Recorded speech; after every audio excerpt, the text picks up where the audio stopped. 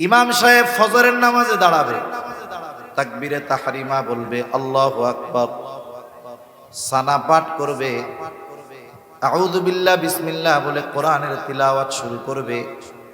কিন্তু আউযু বিল্লাহ বিসমিল্লাহ বলবে, কিন্তু তার জবান দিয়ে সূরা ফাতিহা বের হবে না। এখন উনি কি করবেন? চিন্তিত হয়ে যাবেন।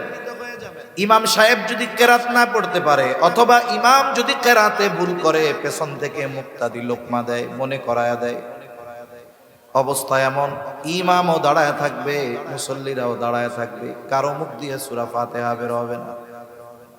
এইবার ইমাম সাহেব মসজিদের তাকে কোরআন খুঁজতে যাবে, যে সূরা ফাতিহাটার দিকে একটু নজর দিয়া নেই। এইবার কোরআন খুলবে, দেখবে গত রাত্রে কোরআনের মধ্যে যেই কালো কালি দিয়ে লেখা ছিল, কিছুই লেখা নাই, সব পাতাগুলো সাদা হয়ে গেছে।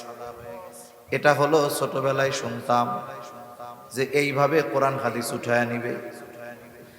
কিন্তু নবীজি সাল্লাল্লাহু আলাইহি ওয়াসাল্লাম জানায় দেন ভিন্ন কথা।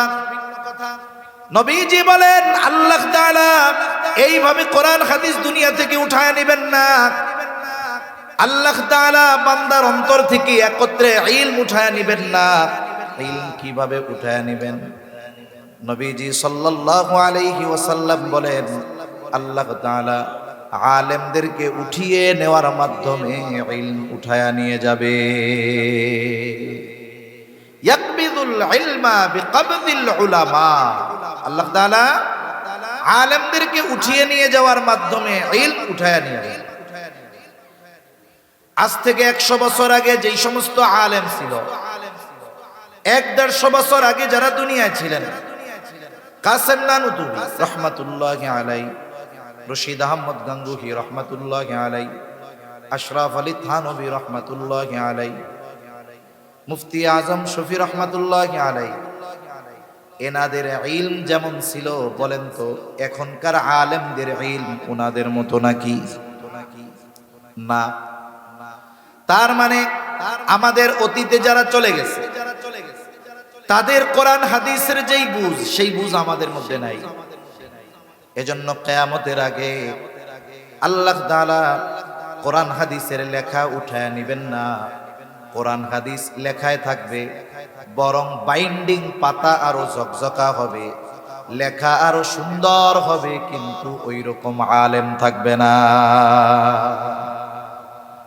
সদর সাহেব হুজুর রহমাতুল্লাহি আলাইহি, ওনার যেই বুঝ, সেই বুঝ আমাদের নাই, ওই রকম লোকই নাই। ধারাবাহিকতার ক্রমান্বয়ে একটা সময় এই রকম মুহাক্কিক আলেমরা দুনিয়া থেকে চলে যাবে।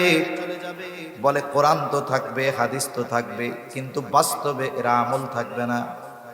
এজন্য নবীজি সাল্লাল্লাহু আলাইহি ওয়াসাল্লাম আর হাদিসের মধ্যে বলেন, ইউশিকু আন ইয়াতিয়া আলান নাসি জামান লা ইয়াবকা মিনাল ইসলামি ইল্লা ইসমুহু ওয়া লা ইয়াবকা মিনাল কুরআন ইল্লা রাসমুহু।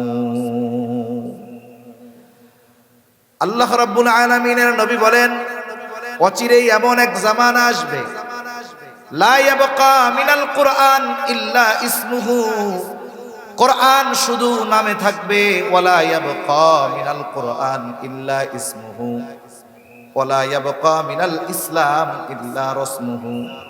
ইসলাম কিছুই থাকবে না, শুধু কিছু রুসম থাকবে।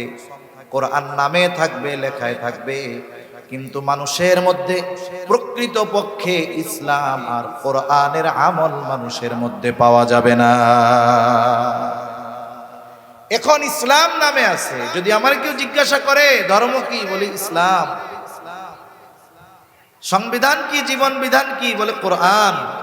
বলি ঠিক, কিন্তু না আছে আমার আপনার মধ্যে পরিপূর্ণ ইসলাম, না আছে আমার আপনার মধ্যে কোরআন।